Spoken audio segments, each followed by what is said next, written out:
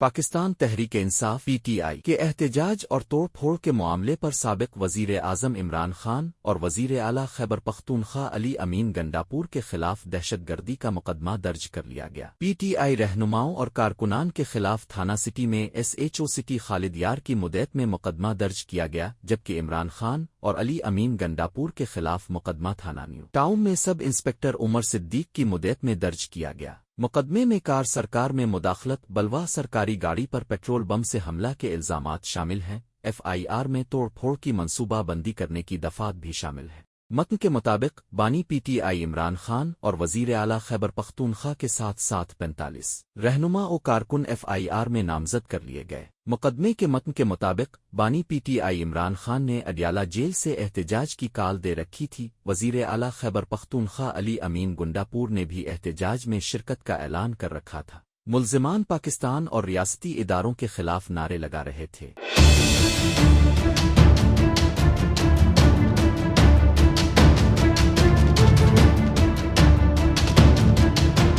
F I R کے متن میں کہا گیا کہ ملزمان نے ٹائر اور کپڑے جلا کر عوام الناس کا راستہ روکا اور ان کے لیے مشکلات پیدا کی۔ ملزمان نے جلاؤ، گھیراؤ اور پتھراؤ کیا۔ منع کرنے پر ملزمان نے پتھروں، اینٹوں، ڈنڈوں سے پولیس پر حملہ کیا۔ پولیس نفری نے بڑی مشکل سے اپنی جانیں بچائیں۔ ملزمان کے تشدد کے باعث پولیس اہلکار زخمی ہوئے۔ متن مقدمہ کے مطابق مظاہرین نے پستول سے پولیس پر فائرنگ کی۔ ملزمان نے ربڑ بلٹ گن، ٹرگیس گن چھین کر زمین پر مار کر توڑی اور کانسٹیبل سے وائرلیس سیٹ چھین کر لے گئے۔ پولیس حکام کے مطابق پولیس نے 5 ملزمان کو موقع سے گرفتار کیا۔ گرفتار ہونے والوں میں خلیل، عمران، صداقت، سویں اور طاہر شامل ہیں۔ ملزم طاہر کے قبضے سے پولیس نے پیٹرول کی بوتل بھی برآمد کی۔ موقع سے 11 خواتین سمیت 84 احتجاجی ملزمان کو گرفتار کیا گیا، جبکہ راولپنڈی پولیس نے دفعہ 144 کے تحت پابندی کی خلاف ورزی کرنے پر پی ٹی آئی رہنماؤں کے خلاف 4 مختلف تھانوں میں مقدمات درج کر لیے۔ پی ٹی آئی رہنماؤں کے خلاف وارث خان، نیو ٹاؤن، آرے بازار اور بنی تھانوں میں ایف آئی آرز درج کی گئی ہیں۔ مقدمے میں پی ٹی آئی رہنما اسد عباس، اعجاز خان، عامر مغل، سیمابیہ طاہر سمیت 58 رہنم اور 150 کارکن نامزد ہیں۔ متن مقدمہ کے مطابق پی ٹی آئی رہنماؤں اور کارکنوں نے حکومت مخالف نعرے بازی کی۔ مظاہرین نے پولیس پر پتھراؤ کیا اور آہنی راڈ سے حملہ کیا۔ دفعہ 144 کی خلاف ورزی کرتے ہوئے امن و امان کی صورتحال خراب کرنے کی کوشش کی گئی۔